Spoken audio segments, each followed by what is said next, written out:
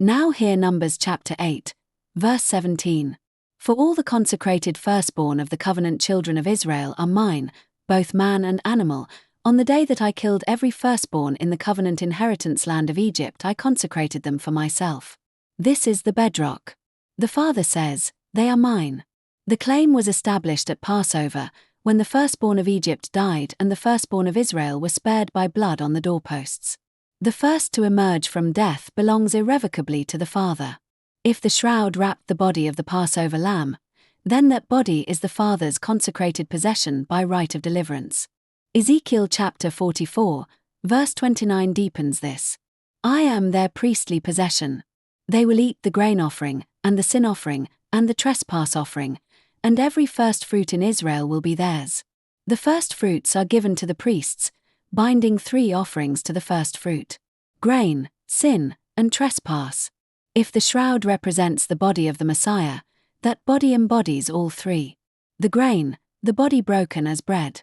1 Corinthians chapter 10, verse 16 says, the cup of sacred blessing which we consecrate, is it not the fellowship of the blood of Messiah?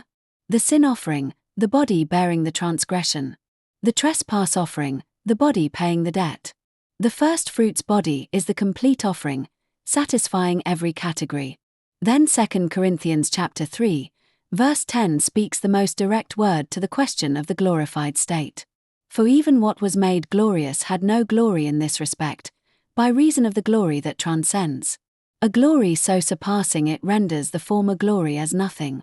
If the image on the cloth represents the moment of transformation, it captures the boundary between the former glory and the transcendent glory, the suffering body and the resurrection body. The linen did not capture the transcendent glory itself, but it may preserve the trace of the body's passage through that threshold. Now there are hidden threads the keyword engine did not catch.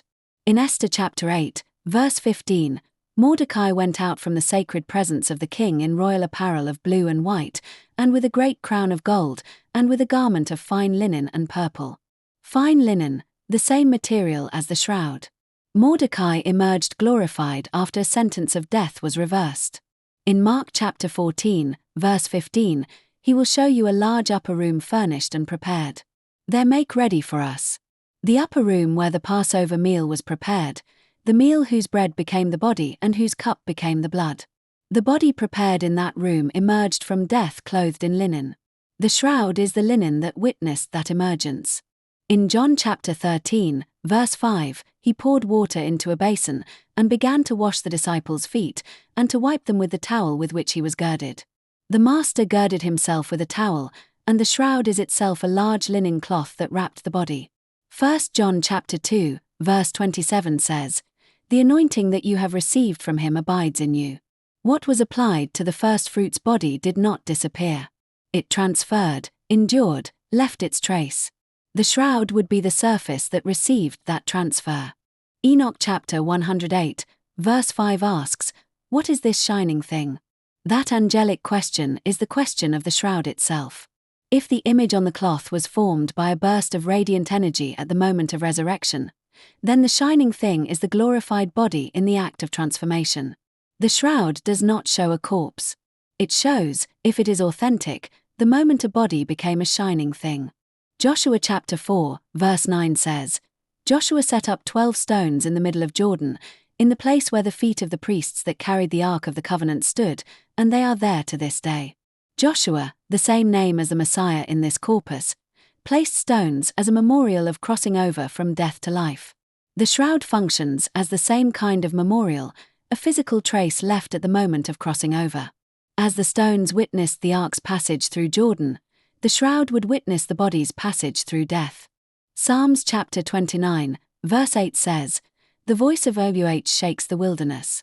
That voice is the creative force that spoke light into being. If the resurrection body is the first fruits of a new creation, then the shroud bears the trace of the moment the voice respoke creation. Not let there be light, but let there be life from the dead. Hebrews chapter 8, verse 10 says, this is the covenant that I will make with the house of Israel after those days, declares the Lord. The covenant is written on hearts, not stone. But the first fruits body is the embodied covenant, the living inscription of the Father's promise. The blood on the shroud is covenant blood. The body it wrapped is the covenant body. Now the numbers confirm what the text says. The guided draw verdict is yes, affirmative, with the probability of yes at 100%. The triple convergent standard of identity, inheritance, and priesthood appears at nearly 10 times the baseline rate, at 6.23 sigma. That is discoverer-level significance. The guidance detection indicator shows an extreme anomaly, with a combined probability of less than 1 in 58 billion. The polarity balance index is affirmative, showing covenantal favor. The convergence confidence index crossed its threshold at 97%, with all 6 channels active. Even under the false discovery rate correction at alpha equals 0.05, 4 of 12 markers remain significant. 18 direct textual hits were confirmed. The genre frame is writings, which means the draw speaks as personal, liturgical encounter, not as doctrinal pronouncement. So what is the Father saying? The text, confirmed by the numbers at 6.23 sigma, speaks an affirmative word. The Father chose a place for his name, and the firstfruits body became the final dwelling of that name. The firstborn is consecrated as the Father's possession by right of Passover deliverance, and the firstfruit is the complete offering, satisfying every category. The glory that transcends eclipses the former glory, and the shroud would capture that threshold. The covenant is written on the body, internalized in flesh. The memorial endures to this day. And when what is perfect is come, as 1 Corinthians chapter 13, verse 10 says, then what is in part will be done away. The harvest follows the first fruits. The first body guarantees the many. The shroud, understood through this draw, would function as a silent linen witness to that crossing. The anointing abides. The memorial endures. The voice still shakes the wilderness. The firstfruits body is the Father's claimed possession, the template of the glory to come, and the guarantee that what was sown in Dishonor will be raised in glory. Selah. The verses drawn in this Shield 17.12 session were 1 Kings chapter 14, verse 21. Nehemiah chapter 9, verse 28. Numbers chapter 32, verse 8. Hebrews chapter 8, verse 10. Exodus chapter 9, verse 17. Proverbs chapter 24, verse 5. This concludes today's interpretation under the Shield Protocol.